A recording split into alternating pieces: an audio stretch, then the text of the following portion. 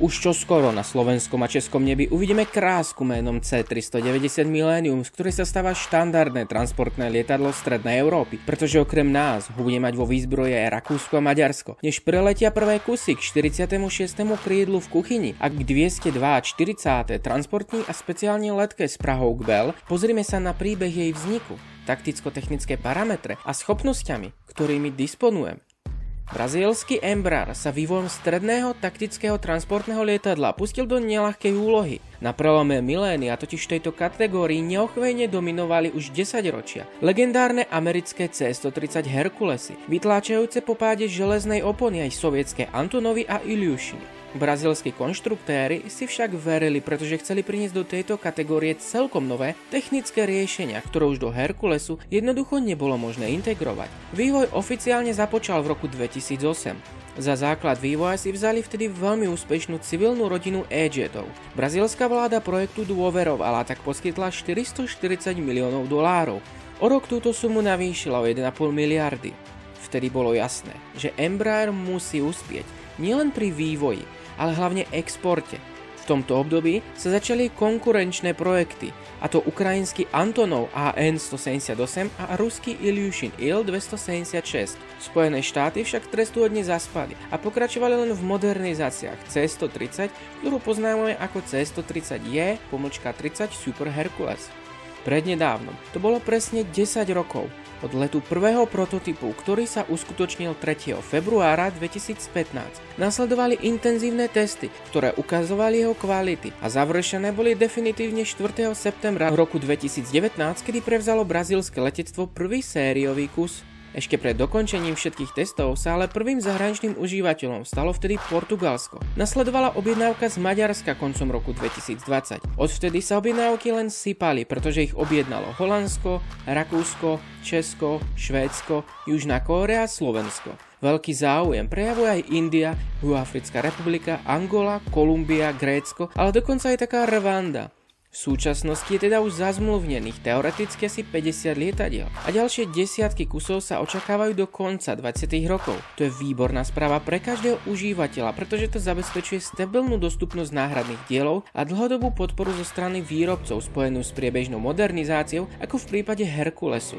Nie je ani vylúčená stavba nových verzií v budúcnosti, vďaka čomu by naše krajiny mohli na konci životnosti aktuálne objednaných C390 zakúpiť ich novšie verzie, čo by ušetrilo v budúcnosti mnoho finančných prostriedkov, pretože by sa nemuselo prechádzať na úplne novú platformu.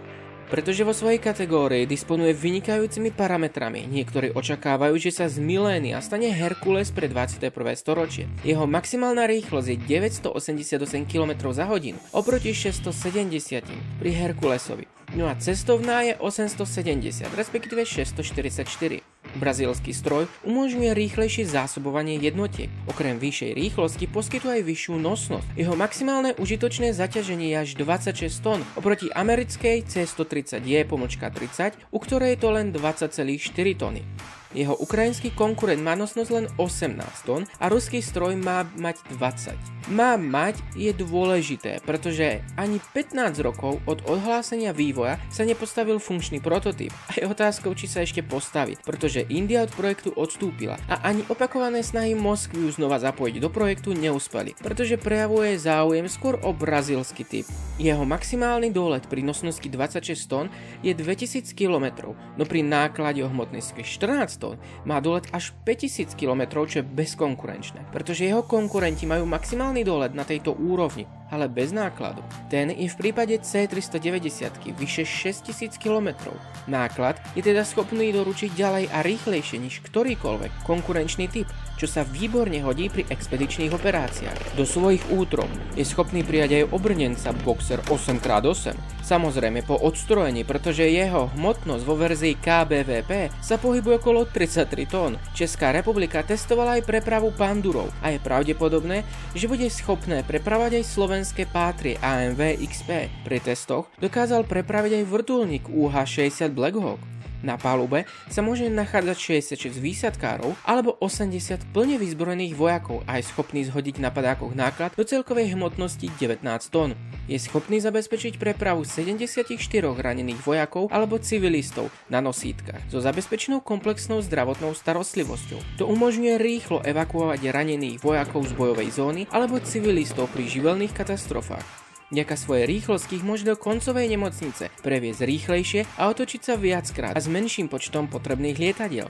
Napríklad, podľa holandských prepočtov úlohy, ktoré po nových stredných transportných lietadlách požadovali, boli schopné C-390 zabezpečiť len 4, zatiaľ čo C-310 bolo potrebných 5. V tomto prípade však nejde len o rýchlosť a nosnosť, ale aj o celkovú operačnú dostupnosť, ktorá je pri C-390 veľmi vysoká oproti C-130.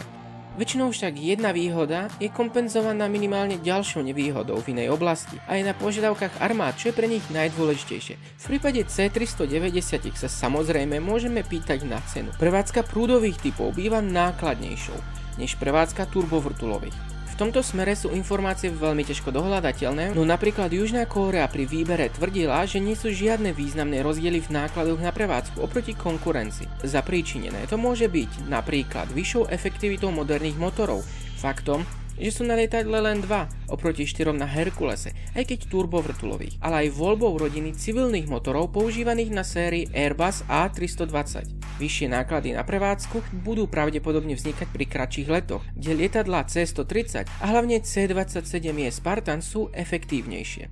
Preto nie je rozumné vyraďovať Spartany zo slovenskej armády, pretože na niektoré úlohy je ekonomicky výhodnejšie nasadiť práve tieto stroje než C-390. Náklady na jeden stroj je však veľmi ťažké určiť, pretože jednoduchým vydelením hodnoty kontraktu počtom lietadiel neposkytuje dostatočne relevantné informácie, pretože tie obsahujú rôzne položky. Nie každý chce rovnaké spôsobilosti. Niekto ich napríklad nekupuje so sadou umožňujúcou tankovanie záletu alebo vybavenia na hasenie lesných požiarov. Taktiež niekto už v kontrakte kupuje sadu náhradných dielov a niekto nie.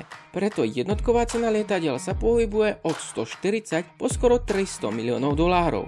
Ako už bolo povedané, lietadlo je možné prispôsobiť na hasenie lesných požiarov, upraviť ho na verziu Medevac, teda transport pacientov a záchranné a pátracie misie. Disponuje tiež možnosťou FARP, teda predsunutého miesta pre vyzbrojovanie a doplňovania paliva. To umožňuje hlavne vrtuľníkom, ale aj lietadlám doplňovať palivo priamo z C-390. Táto schopnosť sa využíva primárne v blízkosti bojovej zóny na provizorných letiskách, pretože stroje sa nemusia vracať na dobovskú základňu, tým sa zvyšuje celková operačná flexibilita lietadiel v ťažko dostupných alebo rozľahlých oblastiach. Ďalšou veľkou prednosťou je možnosť doplňovania paliva za letu druhým lietadlám.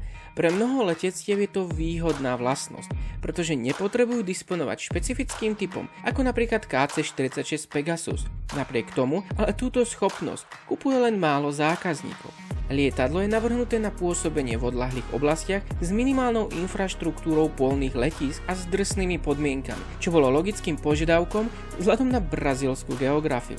Prevádzka prúdových typov však z nespevnených plôch polných letísk býva nebezpečnejšia, lebo hrozí nasatie nečistôt do motora. Konštruktéri sa tomu snažili vyhnúť ich umiestnením vysoko, no ukáže až dlhodobá prevádzka, nakoľko tým zabránili prípadným problémom, hoď testy žiadne kritické problémy neodhalili. Nevýhodou je však aj pravdepodobná minimálna dĺžka vzletovej plochy. Podľa informácií, ktoré som dohľadal, potrebuje Millennium minimálne 1 km.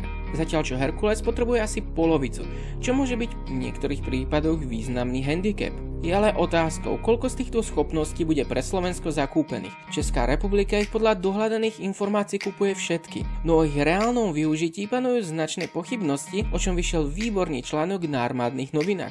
Odkaz v popisku a pripnutom komentári. Česká republika sa ale pre iný typ prakticky ani nemohla rozhodnúť a je logické, že Praha bude lobovať za tento stroj, pretože časť C-390 sa vyrába aj v Českej republike, a to v závode Aerovodochody. Často sa tento typ aj porovnáva s A400M, čo ale nepovažujem za šťastné. Airbus je totižto skôr typ určený na strategické transporty, má teda bližšie k C-17, hoď je pravdou, že nezapadá ani do jednej kategórie. Stojí tak niekde medzi C-390 a C-17. No a čo si o tomto stroji myslíte vy? Bola to podľa vás dobrá voľba? Napíšte mi to do komentárov a hlasujte v ankete v karte komunita. A nechajte teraz bokom rôzne finančné problémy. Zaujíma ma názor čisto len na samotné lietadlo. Chcel by som tiež poďakovať svojim členom za ich pokračujúcu podporu. Veľmi si toho vážim. Ak chcete tiež podporiť tento kanál, budem rád, ak sa k ním pridáte. Alebo ma podporíte funkciou super díky, no poteší ma aj odber so zapnutým zvončekom. Like a komentár pre algoritmus.